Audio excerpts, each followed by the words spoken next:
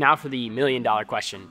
Is a Kitfox the right aircraft for your mission? It is snappy, it turns on a dime, it's a real flying experience, hands down, the most fun plane I've ever flown. For those of you who don't know, the plane behind me I actually built. It took me about 1.5 years, and it's a Kitfox Model 7 STi. In this video, I'm going to talk about my thoughts about the airframe and how I feel after owning it for about 100 hours. I have 96 hours on the airframe, and I feel confident that I can talk about the performance and what I'm seeing for flight speeds and things like that. Talk about how it fits my mission and whether or not it is the right airframe for anybody who's thinking about getting one of these planes. I'm not going to talk about the actual build process in this video. That's for a whole different time. This is mostly talking about the actual Kitfox Model 7 STi as a plane, if it were something that somebody was interested in getting, or maybe if you wanted to purchase one or you did want to build one, this is what you get when you're done building. So we'll talk about the features, some of the specifications that I have, the features or the additional packages I added, just the overall general performance. And at the end, we can discuss sort of how it fits the mission and if it is the right plane for you, for somebody who's looking to buy them.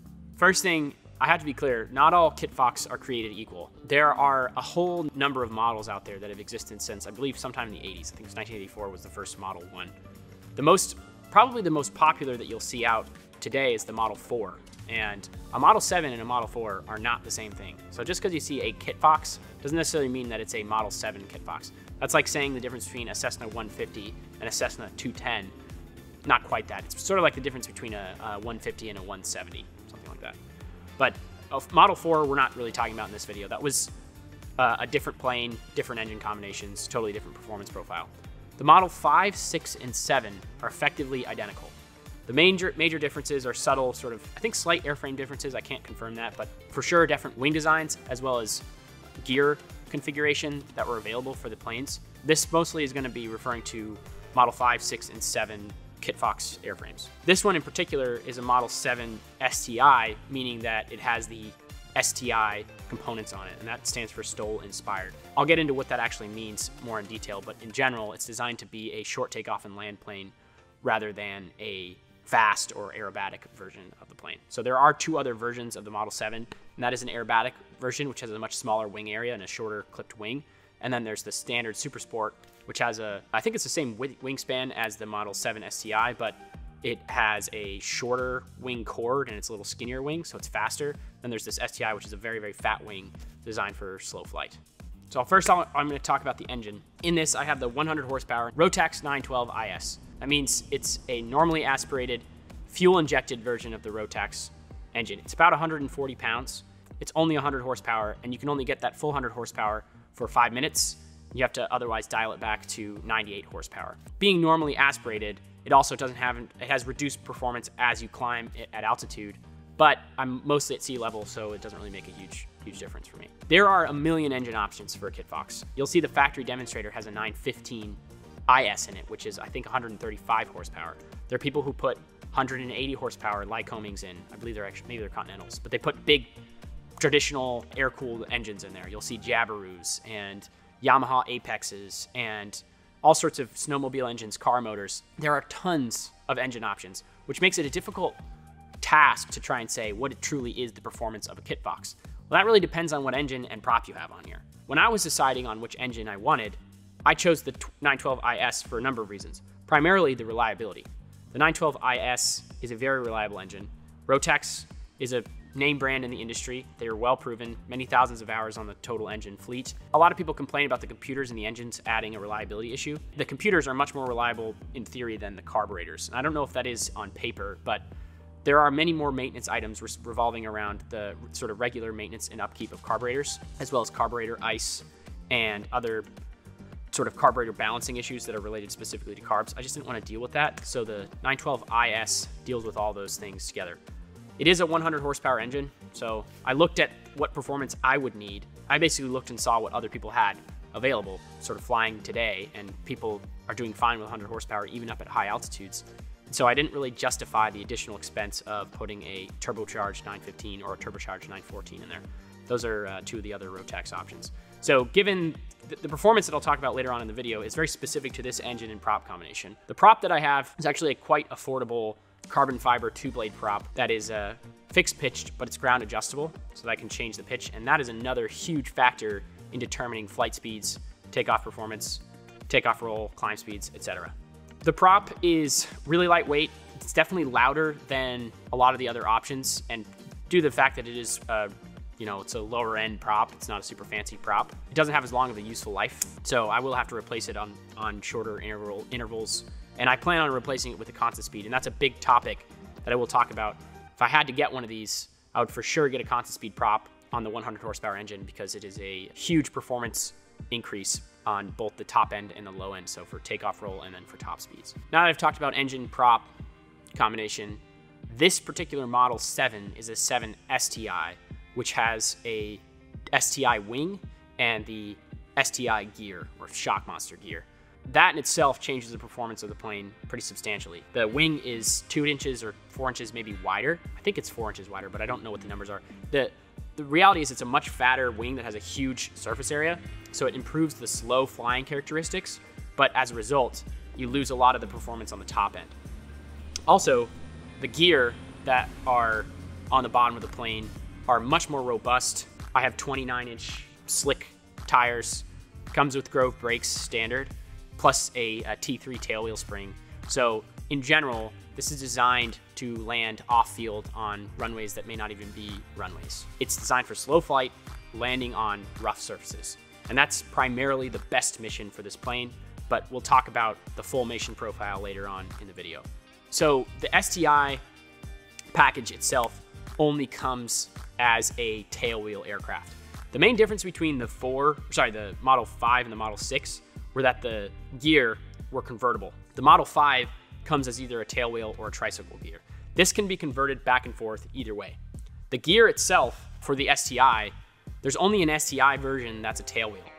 If you put spring gear on here, tricycle gear on this airplane, and you could still have the STi wing, but you wouldn't have the full STi sort of package that's mostly the gear and wing combination. So we talked about everything outside the plane. There are some things inside the plane that I have specific to this airframe that are relevant. This is flying with Garmin G3X Touch. It's the standard G3X Touch. Pretty much everything is integrated into the G3X with the exception of the radios. That's a GTR 200B. And I do have the Garmin, the experimental autopilot with the autopilot panel. All that ties into the G3X Touch. You can control everything from the G3X. It's a very slick system. That is an optional setup. Kitfox actually does build panels. They do a fantastic job at building the panels. I did have one hold up with them, but otherwise, the prefab wiring kit was probably the best thing I bought for this plane. But I'm going to talk about that more in depth when I talk about the build process in a different video. Either way, in summary, we have a Kitfox Model 7 STi with 29-inch Alaskan wheels, a Garmin G3X Touch, Rotax 912 IS, and a Luga 2-blade prop. Those are the options and package that defines this aircraft in its entirety. So now for the million-dollar question. Is a Kitfox the right aircraft for your mission? I'm going to define what I think is the best mission for the Kitfox, and it'll be really up to you to determine what it is that you could do with the Kitfox. Like, is the Kitfox, as I have it configured, truly the way that you'd want an airplane to fly if you had one? And I come from a slightly different scenario because sitting on the other side of the camera is a whole Cessna 210. So the mission that I wanted for this plane isn't as broad as maybe somebody who only had access to one aircraft. Let me talk about the way that I fly this thing in the last 100 hours and what I think it is best for. Right off the bat, the speed is a big hit. This plane is slow, especially with the fat STi wing and the big wheels. It's got so much drag. And the way that I have the prop pitched is designed for short takeoff and landing, which means that my top end speed is horrendous. I'm currently flying at about 77 knots top. The best I've seen is about 83 knots top with the way that I've pitched the prop. I think I can get some more speed out of it if I was a little more aggressive about the pitch, but I just haven't really gone beyond that realm, and it's a lot of work to go through and test all those different flight envelopes. But hands down, if you're trying to fly long places far away quickly, it is not the right airplane. And I do a lot of cross countries in here, but it's primarily because of the way that this airplane flies that I'd like to do cross countries rather than the fact that I'm trying to get there quickly. Right off the bat, you have to rule out the concept of getting places fast with the STi. Now, on the flip side, if you were to configure this with a thinner wing, the standard wing, and maybe tricycle gear or more streamlined gear, people are saying that they perform up to 120 knots. I've never personally seen it, but I could understand how that would be attainable if you didn't have all these big draggy items and a really, really fat wing.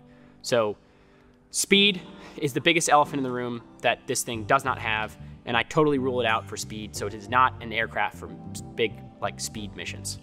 The next thing I can talk about, which is useful load. I am not LSA, so this is a standard experimental certificate, not an LSA certificate. I'm not going to go into the detail of what LSA is, but effectively limits the maximum gross weight. This is the full experimental version, which I have a maximum gross weight of 1,550 pounds. Given that payload with full tanks, it's actually pretty reasonable on useful load. So you can put 2 people in there and a reasonable amount of baggage, and it still flies. I have flown the plane fully at max gross as it is currently configured, and it's definitely a dog. It's not a super slick performer. It does take off pretty short, and I saw maybe 200 or 300 foot takeoff with a full max gross weight, full fuel, people, and baggage. But it definitely takes a massive performance hit as you increase the weight inside of the plane. And this would be something to consider if you're trying to get its maximum performance at max weight in the most obscene high altitude scenario. Given that I don't fly it at very, very high performance profiles at maximum gross weight, and my demand really isn't that, it doesn't really affect my mission, but it is something to keep in mind that when you start to weigh these things down, they start to struggle. So if you think, oh, I have a 100-foot backyard, I can easily land this thing in there, in and out with full people and bags, it's not realistic. The short takeoff and landing performance stuff, if you're trying to be competitive, it's done at the smallest weight possible. And as you sort of weigh these things down, your performance pretty substantially decreases. That being said, it still is a great plane for taking passengers and going places. As I said before, you don't want to go that far because it's just so slow. But it definitely is comfortable for 2 people. It's got a wide enough cockpit to where you don't feel super crammed. Mind you, I'm actually a pretty big person, and a lot of my family are pretty big, so when my brother, who's 6'5", gets in the plane with me, it gets pretty tight. But a 6'5" person can fit in the plane.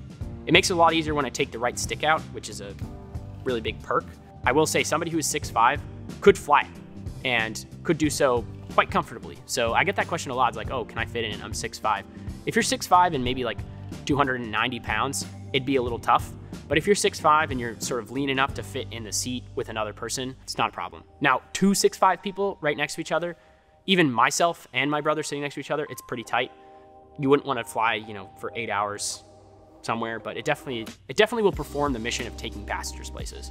The most important thing, I think, and the coolest part about flying this plane, because of its sort of low and slow profile, it's definitely one of the best sightseeing planes I've ever been in. It's almost like flying in a helicopter or a hot air balloon. You have incredible visibility. There's glass all the way around, windshield in front, a windshield above, and big bubble doors on the side that afford an immense amount of visibility that I've never really quite seen in a plane of this size. Other than a helicopter maybe, it's a really incredible visibility inside the cockpit. So if you're trying to go places and see things just from an aerial perspective, so flying down the coast, flying around and looking for wildlife, looking at sort of skylines. Night flying is even really fun just because the visibility is so fantastic. It's great to fly around with people and enjoy some of the sunsets. Oh man, it's incredible for sunsets. It's like one of the best planes I've ever flown for sunsets because you can just see out of the whole thing. Another downside that I'll bring up is the ability to handle weather. I'm not currently IFR equipped. You can make these IFR equipped, but this is not an airplane if you live in a place with bad weather. I wouldn't want necessarily to set this thing up IFR. It is light, so it jockeys around pretty hard in thermals. It's not a super stable airframe. I wouldn't consider this to be like an IFR capable plane. So if you lived in like Portland and you have 200-foot overcast ceilings 50 days a year, it would be a little more challenging to fly a plane like this. You'd be a little more constrained by weather. But let's be honest, really any plane's gonna be constrained in Portland. Unless you have like full-on IFR, de-icing, all those types of things, you wouldn't really survive in those scenarios for much flying either way. But if you did have this in Portland when it is sunny, it'd be beautiful to fly around on the coast and go up the Columbia River and things like that. So obviously it's a trade-off, but if you're trying to get somewhere and you like absolutely have to get there, regardless of weather, don't get a Kitfox. Get like a Cirrus or something with multiple engines or jets or something like that. but Kitfox is not an IFR, business transport plane. One of the things I forgot to mention, and this is obviously dependent on engine prop combination. The way I have it set up with the 912 IS, in theory, I can fly for a very, very long time. I can stay aloft on 2.3 gallons an hour, which means we have about 27 gallons available. That's a long time you can stay in the air. Mind you, you're only doing about 40 knots, but you could still stay aloft for quite a long time. In terms of range, however, the best I can comfortably go without trying to push the fuel endurance is about 500 to 600 miles. Of course, obviously depending on winds and performance and things like that, but the prop pitch could also give me a little more range. This range question varies pretty wildly depending on how you have it configured. Now, if you were to get a bigger engine in there, that's when you can really start choking in on the range, because the 915 burns a lot more fuel. You still can't dial the power back on a 915, but the Continental engines also burn a lot of fuel. So I would say that if you were not running this Rotax 912 IS, which is by far one of the most fuel efficient options for this plane, then range could be a little tighter. But as it is, I'm actually really happy. It fits my mission. I'm not really trying to go travel the world in a Kitfox, but we can get plenty far on a full tank of gas with no problem. On the flip side of that, because it has such a long endurance, if I'm trying to go somewhere and have high performance, you can comfortably go places with half tanks and still keep your higher level performance without sacrificing, a lot of planes you actually have to top them off to get anywhere really, and just make sure you have enough reserve and range. But this one, half tanks is very comfortable sort of top off, if I want to call it that. That gets you pretty far and also keeps your performance. So the last thing I'll talk about is the overall sort of enjoyability of flying this airplane. This is the most, hands down, the most fun plane I've ever flown. It is snappy. It turns on a dime, basically, even with the STi wing, which is a little slower roll. It's a real flying experience. It's not muted like a Cessna is very muted feeling. It's like a super sporty airplane. I will say that it was a little bit of a learning curve to understand sort of how it performed. You do need a lot of rudder. I mean, it's a rudder airplane. I almost turn with rudder rather than with aileron. It's a totally different set of flight skills, and it's not for a complete novice. If you haven't flown, like at least 100 hours or something like that, then this would be an overwhelming airframe. Taxiing it on the ground is horrendously difficult sometimes, but once you learn how to do it, it's not that bad. Just right off the bat, it can be very punishing if you don't know what you're doing. The fact that it is so sporty obviously comes with some drawbacks and stability. It doesn't track perfectly straight all the time. Like Cessna, if you give it rudder and let go of the rudder, it'll eventually straighten out. This one, if you don't force it into a coordinated, straight and level scenario, it won't automatically sort of roll back into that state, which is the reason why I wouldn't take it IFR, because a Cessna, you let go and it's going to kind of stabilize itself. This one, if you let go, you're not really sure what it's going to do on you, so you kind of have to stay on top of it, and that's a good reason to have an autopilot in this thing, which I do have. Definitely would not get rid of that for the world. It's a fantastic thing. Autopilots are awesome. In terms of, like sportiness, flying characteristics, it is overall a phenomenal airplane to fly. It's really changed the way that I see flying airplane. Like, I just want to go out and fly this thing around, and I just fly it around in circles if I really wanted to. It's fun to land. It can be very challenging. It's good to look at things from the air. So I don't necessarily have to have a mission in mind to go out and fly it. You can just kind of go and fly. And that's one of the things I love the most about flying this airplane. Yeah, those are the real thoughts about how it fits my mission, and what are my initial thoughts about owning the airplane and flying it around and just putting 100 hours on it. Obviously it's fun because I've flown 100 hours in like 3 months, which is a record for me. Well, I hope that helps. Those are all my thoughts about flying it for 100 hours. It is a very specific airplane, and I hope this helps people understand what it is that you're truly getting when you buy a Kitfox. I would caution anybody to go and read what's on any aircraft salesperson's website. They're obviously going to give you the best case scenario. Be sure you understand what it is actually that you want from an airplane before you get one. Yeah, just understand that like the what's advertised in terms of like maximum range. Like you see this on Cessna's websites all the time. They're like, oh, maximum range of 1,800 miles. I'm like, is that realistically how you're going to fly the plane? Probably not. So you have to think about, how am I going to fly the plane? And then sort of back calculate as to whether or not it will fit that mission. I hope my sort of explanation helps people understand. Obviously, these things are top performing Stol aircraft. Based on my skill set and how I have it configured, it's not going to be an ultra high performance short takeoff and land plane, but you can actually get them to do that.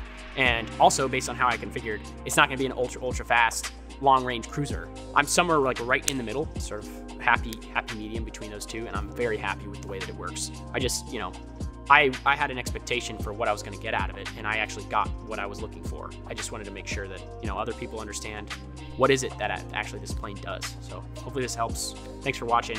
I'm going to do another video soon about the actual build process, which is a whole different conversation, not even remotely similar to talking about the aircraft itself. So, and that's relevant to anybody who wants to build an airplane. There are a lot of things that I think I want to talk about for building the airplane, the process, preparation, expectations, things like that. So we'll do that in another video, but until the meantime, thanks for watching, and we'll see you soon.